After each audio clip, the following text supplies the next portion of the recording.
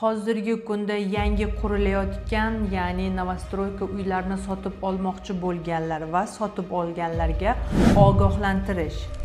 Agar qurilish firmasining hujjatlarida kamchilik bo'lsa, bu firmaning faoliyati to'xtatiladi yoki bo'lmasam tugatiladi.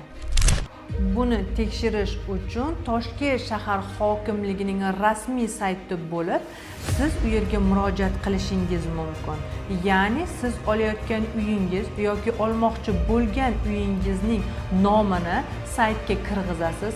Agar u yerda firmaning nomi, ya'ni qurilish firmasining nomi chiqmasa, demak uning hujjatlari joyida bo'ladi. Ushbu saytda quruvchi firmaning nomi bo'lsa, hujjatlarida kamchilik mavjud va faoliyati to'xtatilib qo'yiladi yoki bo'lmasam tugatiladi. Agar siz qurilish firmasiga uy olish maqsadida pul to'lov qilgan bo'lsangiz, lekin qurilish firmasining hujjatlarida xatolik bo'lganligi uchun firmada qurilish to'xtatilgan bo'lsa yoki firma tugatilgan bo'lsa, siz bu vaqtda nima qilasiz?